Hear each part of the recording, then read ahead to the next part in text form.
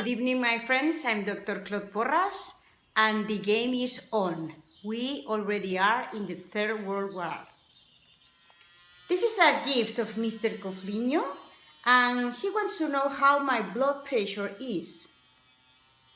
Take a look. It is 107 athletic pressure. Sorry, Mr. Coflinho, to disappoint you. Next time, put more perfume in the pool. Political science is not one of my favorite material, but I am a specialist in brainwashing. If I can help you, you have my contact. John F. Kennedy. There is a plot in this country to enslave every man, woman, and child. Before I leave this high and noble office, I intend to expose this plot. President John F. Kennedy, 7 days before his assassination. The multilateral or multipolar new world. Who is going to lead? Mind control, brainwashing, biorobots, zombification, Zionazi, mass mind control, new world order. Or Russia, China, India, Israel. Russia, the Jewish.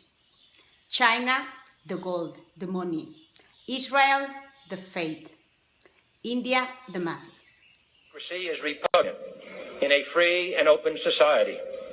And we are, as a people, inherently and historically opposed to secret societies, to secret oaths, and to secret proceedings. We decided long ago that the dangers of excessive and unwarranted concealment of pertinent facts far outweighed the dangers which are cited to justify it. Even today, there is little value in opposing the threat of a closed society by imitating its arbitrary restrictions. Even today, there is little value in ensuring the survival of our nation if our traditions do not survive with it. And there is very grave danger that an announced need for increased security will be seized upon by those anxious to expand its meaning to the very limits of official censorship and concealment. That I do not intend to permit to the extent that it's in my control. They want a population of citizens capable of critical thinking. They don't want well-informed, well-educated people capable of critical thinking. They're not interested in that. That doesn't help them. To become gods, period. If you don't like it, get off. You don't have to contribute. You don't have to participate. But if you're going to interfere with me becoming God, you're going to have big trouble. Politicians are put there to give you the idea that you have freedom of choice. You don't. You have no choice. You have are sitting at the table. Think of this as a poker game, and it's everything is in, and winner takes all. At least that's what some hope. Soros, we already showed you. He wants a new world order. He's with the UN. He's with the banks. He's with the corporations. An atheist is giving millions to churches to help him in this new world order. He's got radicals, communists helping him. He's on his payroll. Laundered money from him. He's got all of that happening. Why? He's a capitalist. You have Russia, radicals, military, and energy. They're sitting at the table. They're holding some good cards here, and they've already got Europe by the throat. Then you have China. China is the obvious winner here. They have plenty of money, plenty of people. They have tech. They have resources. The military is about to take over. Think of this. They have 1.4 billion people in China alone. We have 310 million. India has 1.2 billion. Got it? China is just investing in gold. They have invested, they're buying, 10,000 tons of gold here in the next year. It's crazy what they're doing. They've got the resources. These guys, there are three players at the table here that have a lot in common. They're playing with fire. They're playing with radicals. These guys do not like an unstable world. They don't like it. They're slower, more methodical. They don't want to upset the apple cart because they have 1.4 billion people. That thing becomes unstable. It's chaos in China. Who gets control? They're all playing for the same world. But you notice I didn't say the United States is sitting at the table. We are a card. We're a card. We're not a player. If you don't think this has happened before, it has. And we have to join together. Community organizing is the buzzword. In the end, who wins? The guy with the money? No.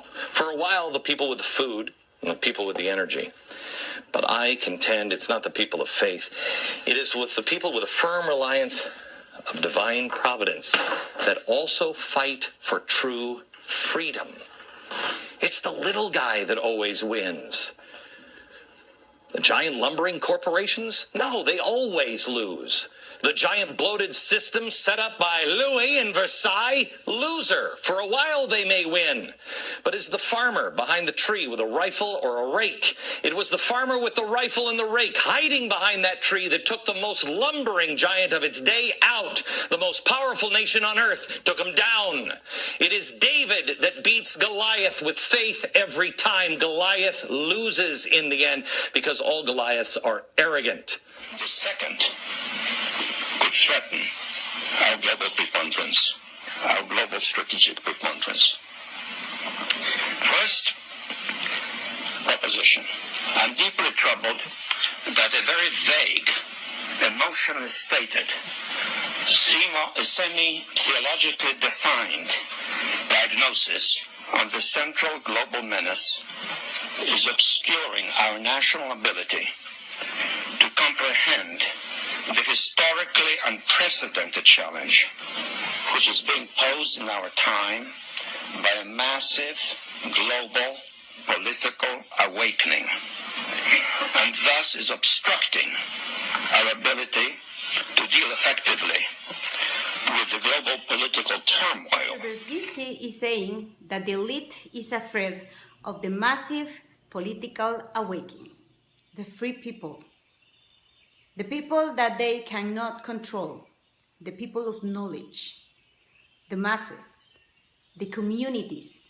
We have the power to control the world. We are David, and we can attack Goliath. My pleasure.